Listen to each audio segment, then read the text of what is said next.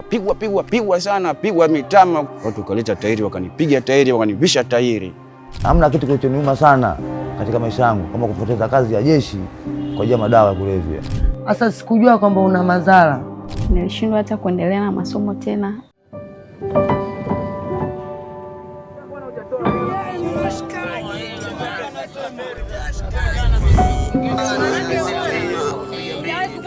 Mama ilibidi aende akauze kitu chake.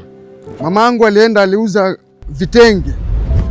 Sikuwa najua kama aliuza vitenge kwa sababu nilikuwa mbali na yeye, ila sikujua pesa alipata vipi. Nilikuja jua baadaye, kaenda nikatoa pesa nikaenda kufuta mama. Oya Masela, unga umetupola magorofa, magari yetu, manyumba, magari, mapikipiki, unga. Mimi nilikuwa natumia 120,000 hadi 40 per day kuvuta heroin. Kwa sababu nishakata tamaa. Yaani naona ni bora nivute mpaka siku Mungu ataamua nife. Nilikuwa napenda kuiba kuku au nikipata mtu labda nafanya naye mapenzi. Nikaa naishi sana maisha magumu sana, nilikuwa napata taabu kwa sababu wanangu walikuwa wananitegemea. Sasa tulipofika kule Lutindi ni hospitali ya vichaa. Kwa hiyo akaandikiwa kama kichaa, nikampeleka. Nimefika nyumbani ndo nakumbuka kwamba Mungu wangu, mtoto wangu nimemwacha na vichaa, atapona kweli?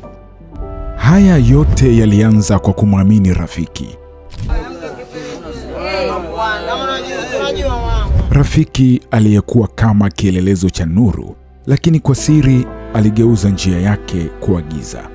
Kila uamuzi mdogo uliokuwa ukichukuliwa chini ya ushawishi wake ulipelekea kupotea kwa tumaini, si tu la kijana huyo, bali pia la wale waliompenda na kumjali. Furaha na ndoto zilizokuwa zikimulika hazikubaki. Nafasi zilizokuwa wazi za maisha zilibaki zimefungwa, zikibeba huzuni isiyoelezeka. Mwanangu akaniambia, bwana, ukivuta unga wewe hapo yani ninayovuta, mwana alikuwa anavuta, niambia ninayovuta yani ukivuta unaenda piga show ya kibabe yani. Nikamuuliza inauzwa wapi? Akaniambia leta. Mimi nikatoa hela nikampa hela, akaenda akanunua. Yani Lakini marafiki si sababu pekee. Kuna wale ambao walidanganywa na wale waliowapenda zaidi. Nikajua ananipenda, ananijali, atanitunza, atanisaidia maisha yangu, ananifundisha kuvuta madawa, navuta naye madawa mimi sijui.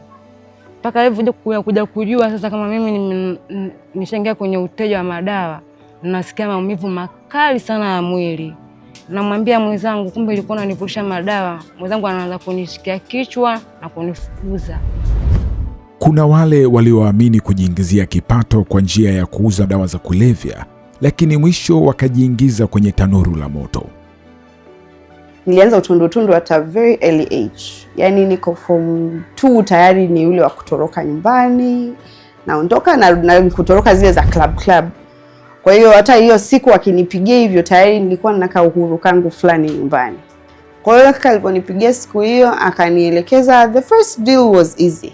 Kanarudi nyumbani napewa $500. Yaani kuenda tu kumsindikiza mtu mjini na kurudi napewa $500. So nikaona kumbe this is how you make money. Unaweza ukawa una hivyo vyote, lakini ukaja kubugi padogo tu. Mimi sikuwahi kujiona nikiwa hapa. Nimezaa na Chidi Benz. Mtoto wangu mimi alijua at a very early age. Yaani akiwa I think she was 2 or 3. Tayari kwanza alikuwa ananiona vile nikiwa chumbani kwa ninaweza nikaa na tapika na rosto. Kwa hiyo na alijuaga. Nilikuwa na mtoto, babu, naomba nila nikampe mama aende Mbezi. Maana alishajua mamangu akiendaga Mbezi anarudiga amepona. Hii ya mwisho hakika inahuzunisha. Kijana huyu yeye alijikuta ameingia kwenye matumizi ya dawa za kulevya kwa ajili tu ya kujipunguzia maumivu ya ugonjwa aliyokuwa nao. Katika ukuaji wangu mimi nimekuwa na tatizo la sickle cell. Nilipata shida ya sickle cell. Iligundulika ikiwa niko na miezi 3. Nilipokuwa na miaka 12, 13 nikaanzishiwa tramadol. Dakika za mwisho ikawa tramadol ni kama haifanyi kazi. Kwa hiyo nafika hatua mimi mwenyewe ikawa wakinichoma sindano najiona kama haitoshi, naongeza na vidonge. Kuna mtu ambaye ninamfahamu mimi ni daktari, nilimpigia simu nikamweleza, nikamwambia naumwa. Akaniambia Akaniambia Mwanavia, unajua wewe tayari ushakuwa chronic wa tramadol. Yaani kwa sasa hivi inabidi uachane na tramadol na kuna dawa inabidi ukatumie. Lakini wewe tayari umeshakuwa chronic wa tramadol na tramadol imeshakuwa kiasi kikubwa. Waswahili wanasema mtoto akifanikiwa ni furaha kwa wote, ila akiharibikiwa simanzi huangukia kwa familia yake. Tusikilize walezi hawa wenye mioyo iliyojaa machozi watupitishe kwenye safari ya mateso walioipitia vijana wao. Kwa hiyo Miriam mara ya kwanza alikuwa yuko vizuri sana. Alikuwa dada mrembo. Alikuwa mrembo sana hadi anatoka kwenye magazeti ya Bang wakati ule. Alipojifungua mtoto afika kama miezi 6, kaona amepungua kwa ghafla sana. Nikabidi nikae naye. Siku moja nikamuuliza, mbona umekonda sana? Yaani amekonda kwa namna ambayo akivuta kiti kukaa anaanguka nacho. Arosto, yani ile arosto, machozi, makamasi na mate yote, yani unaona kabisa, yani mwili unakataa kazi. Na sio mara moja wala mbili, anajiharia.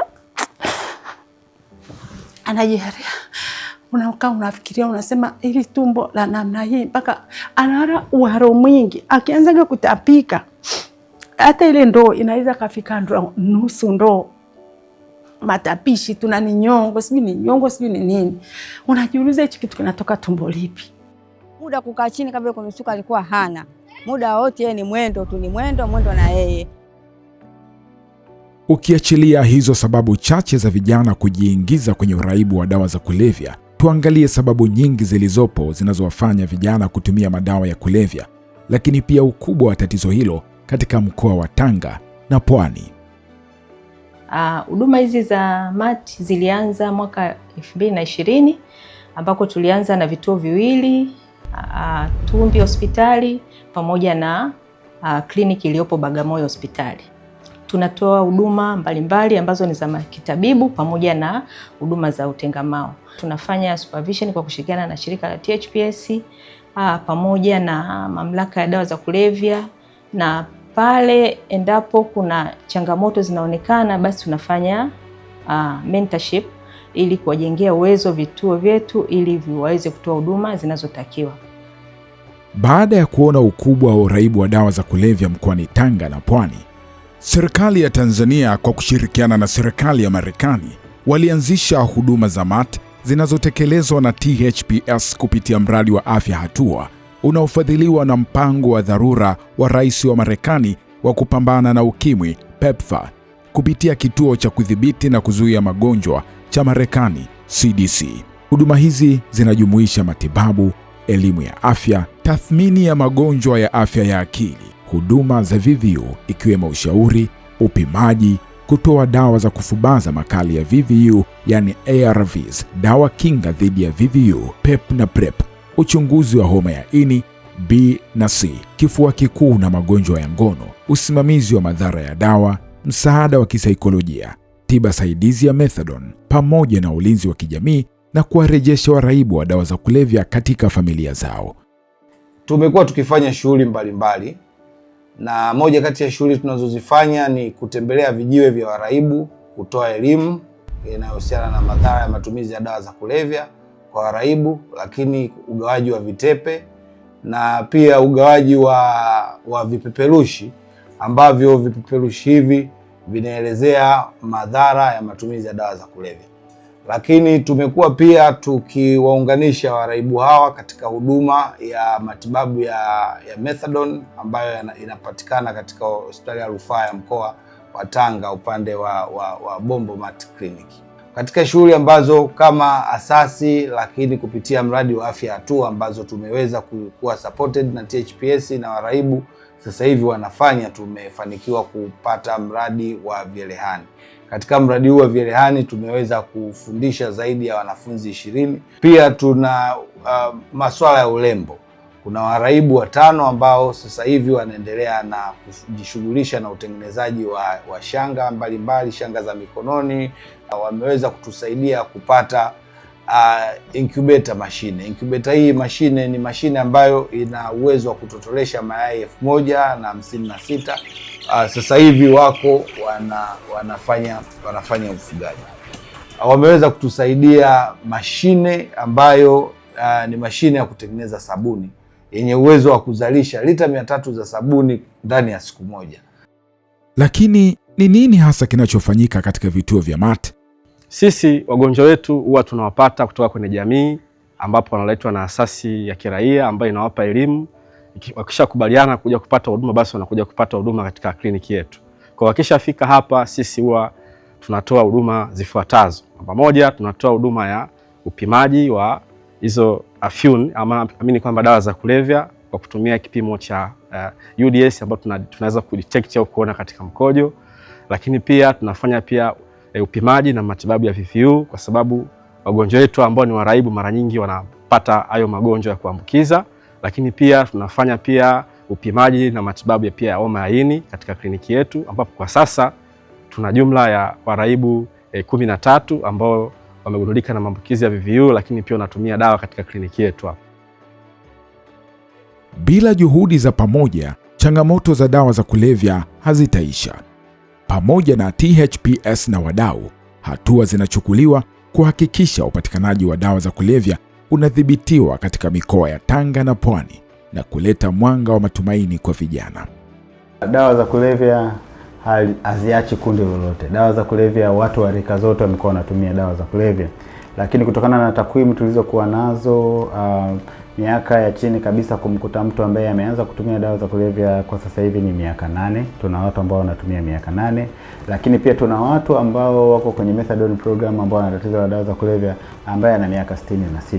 Kwa hiyo utaona kwamba hakuna umri ambao umeachwa, isipokuwa watu ambao wameathirika kwa kiasi kikubwa zaidi ni umri kati ya miaka 17 hadi 35. Mazingira mazuri yanampa mtu amani ya kujiona yupo salama. Katika mikoa ya Tanga na Pwani, wadau wamehakikisha wanaweka mazingira mazuri na ya utulivu kwa waraibu wa dawa za kulevya kupata huduma kwenye hospitali, bila kusahau wahudumu wa afya.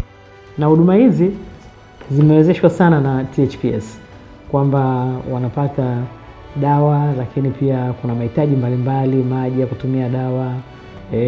THPS ametufadhili kufunga mtambo wa sola ili hata umeme unapokatika bado dawa zao zinaendelea kupatikana, kwa sababu ule mtambo unatumia umeme.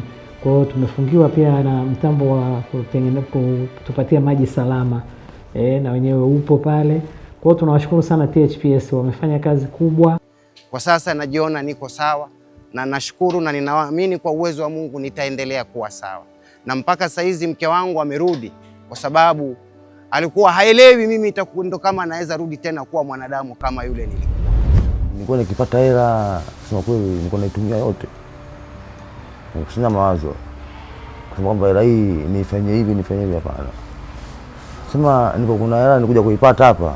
Huyu mwanangu akaniambia, Fabi, hela ni kitu cha kupita. Kwa nini hela ulipata usijenge nyumba?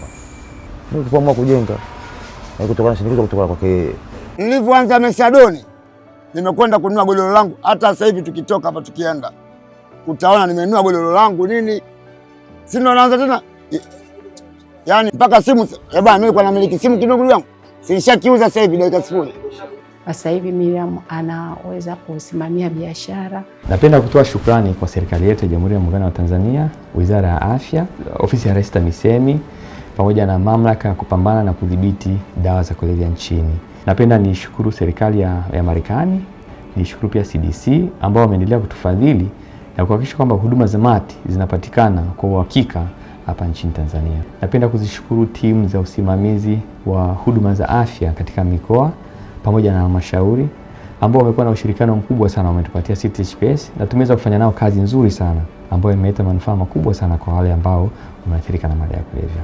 Dawa za kulevya kwa sema maisha yangu. Dawa za kulevya kwa sema maisha yangu. Kaneka mbali na familia. Kaneka mbali na familia. Jamii. Na watu napendao. Dawa za kulevya sio sema maisha yangu tena. Dawa za kulevya sio sema maisha yangu tena. Baada ya dhiki, faraja. Hii ndio namna nzuri zaidi ya kushukuru. Asante Wizara ya Afya. Asante Mamlaka ya Kuzuia na Kupambana na Dawa za Kulevya. Asante PEPFAR. Asante CDC. Asante THPS kwa kuleta programu ya MAT mikoa ya Tanga na Pwani.